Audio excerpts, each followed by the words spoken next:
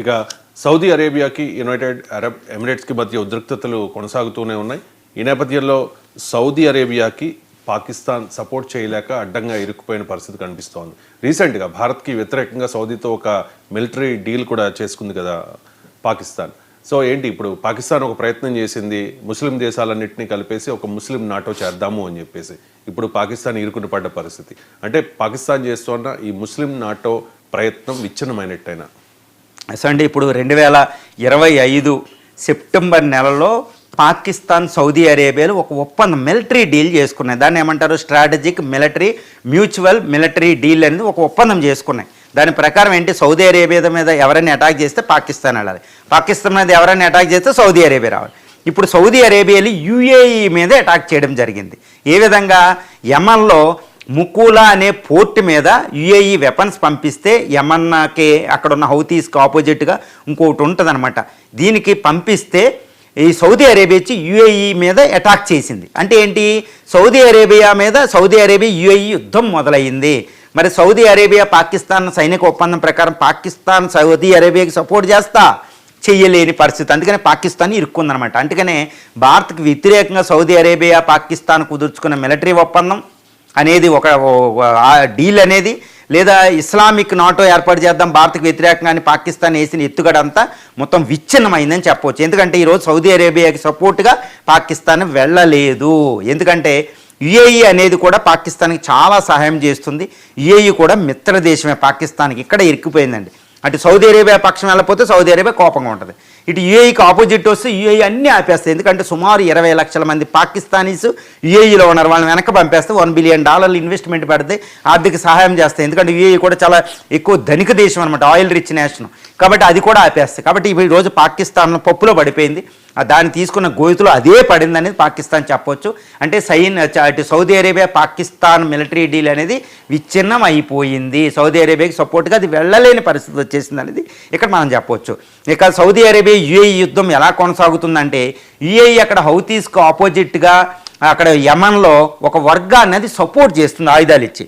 ఇది సౌదీ అరేబియాకి ఇష్టం లేదు. కాబట్టి సౌదీ అరేబియా ఇటు యుఏఈని అటాక్ చేసి, యుఏఈ దళాలని యుఏఈ ఆయుధాలని అటాక్ చేసి యమన్లో యుఏఈలో కాకుండా అటాక్ చేసి దానికి అల్టిమేటం ఇచ్చింది, 24 గంటల్లో నీ సపోర్ట్ ఆపాలని. అక్కడ యుఏఈ ఏంటంటే ఇలా సపోర్ట్ ఆపే అంటే అక్కడ సైనిక దళాలు వెనక్కి వచ్చినాయి, కానీ యుఏఈ తన యొక్క సపోర్ట్ని యమన్లో ఉన్న ఈ హౌతీస్కి ఆపోజిట్గా హౌతీలో సివిల్ వార్లో ఒక వర్గానికి ఇచ్చే సపోర్ట్ని యుఏఈ ఆపదు. కాబట్టి సౌదీ అరేబియా యుఏఈ అనేది యుద్ధం అనేది అలాగే ఉంటుంది. ఈ డిస్కంటెంటిజం, ఈ ట్రస్ట్లెస్నెస్ అనేది కొనసాగుతుంది. మరి సౌదీ అరేబియా యుఏఈ ఎక్కడే అంటే అక్కడ గల్ఫ్ కోఆపరేషన్ కౌన్సిల్ GCC అనేది ఒకటి ఉంటుందండి. అందులో UAE, ఖతారు, Bahrain, Kuwait, Saudi Arabia, UAE ఇవి ఏంటంటే 8 సభ్య దేశాలు GCCలో. వీళ్ళని ఏమంటారంటే సున్నీ దేశాలు అంటారు. ఇస్లాంలో సున్నీ. అది ఇటువైపు షియా వర్గము ఇరాన్ సపోర్ట్ చేసేది హౌతీస్ యమన్ అనే ఒక దేశంలో. ఇప్పుడు హౌతీస్ అనేది చాలా డేంజరస్ వార్ఫేర్ చేస్తున్నారు. వాళ్ళు పైరేట్ సముద్రపు దొంగలుగా భారతీయ ఓడలు అందరినీ అటాక్ చేస్తూ ఉంటారు వాళ్ళు ఆ రెడ్ సీ దగ్గర, గుర్తుపెట్టుకోవాలి. తర్వాత ఇప్పుడు హౌతీస్కి వ్యతిరేకంగా ఇజ్రాయెల్ యుద్ధంలో దిగింది, గుర్తుపెట్టుకోవాలి. మరి ఈ హౌతీస్ని ఆపడానికి ఇజ్రాయెల్ ఇరాన్ సపోర్టర్ కాబట్టి వీళ్ళు సౌదీ అరేబియా కూడా హౌతీస్ మీద అటాక్ చేస్తుంది, యుద్ధాలు చేస్తుంది.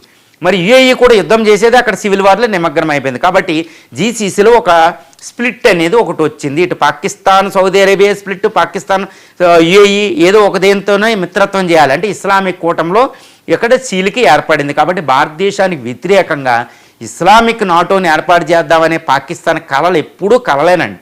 ఎందుకంటే ఇస్లామిక్ దేశాల్లో ఆర్గనైజేషన్ ఆఫ్ ఇస్లామిక్ కంట్రీస్ 57 దేశాల్లో, అదేవిధంగా GCC గల్ఫ్ కోఆపరేషన్ కంట్రీస్లో మొత్తం ఇస్లామిక్ దేశాలన్నీ ఈ 2 గ్రూపుల్లోనే ఉంటాయి. వీళ్ళలో ఒకరికొకరు పడదు. ఎందుకంటే సున్నీ షియా దేశాల కింద విడిపోయింది, ఇటు ఇరాన్ వర్గం, ఇటు సౌదీ అరేబియా వర్గం. మళ్ళీ సున్నీ దేశాల్లోనే ఇప్పుడు ఈ యుద్ధం మొదలైంది. షియా దేశాల్లో కూడా అన్నీ సపోర్ట్ లేదు. ఎందుకంటే పాకిస్తాన్, ఇరాన్ షియా దేశాలే, వాళ్ళిద్దరికీ మిత్రత్వం లేదు. కాబట్టి పాకిస్తాన్ అనేది ఎట్టి పరిస్థితుల్లో కూడా ఇస్లామిక్ కంట్రీలందరినీ ఏకం చేసి భారత్కు వ్యతిరేకంగా తీసుకొద్దామనేది ఎప్పుడూ ఒక కలే. ఇది మొదట్లోనే హంసపాదు నిప్పింగ్ ఎట్ ది బిడ్ అన్నట్టు భారతదేశం ప్రయత్నం చేయకుండానే అక్కడ పాకిస్తాన్ యొక్క సౌదీ అరేబియా కూర్చున్న మిలిటరీ ఒప్పందం కొలాప్స్ అయిపోయింది. ఇస్లామిక్ నాటో భారత్కు వ్యతిరేకం అనేది కూడా కొలాప్స్ అయిపోయింది అనేది ఈ యొక్క యుఏఈ సౌదీ అరేబియా యుద్ధాన్ని బట్టి చెప్పవచ్చు. ఇక పాకిస్తాన్ అసీం మున్నేరికి ఇటు సౌదీ అరేబియా సపోర్ట్ చేయదు, ఎందుకంటే హెల్ప్ చేయలేదు. యుఏఈ కూడా అనుమానంగా చూస్తాం. ఇక్కడ ఇరాన్ కూడా ఆపోజిట్, అటు ఇజ్రాయెల్ ఆపోజిట్, భారతదేశం వ్యతిరేకం. కాబట్టి పాకిస్తాన్ ఒంటరే ఈవెన్ ఇస్లామిక్ కంట్రీస్లో కూడా అని మనం చెప్పొచ్చండి. రైట్ అండి, థ్యాంక్ యూ సో మచ్ అండి ఎంజీ రావు గారు. చాలా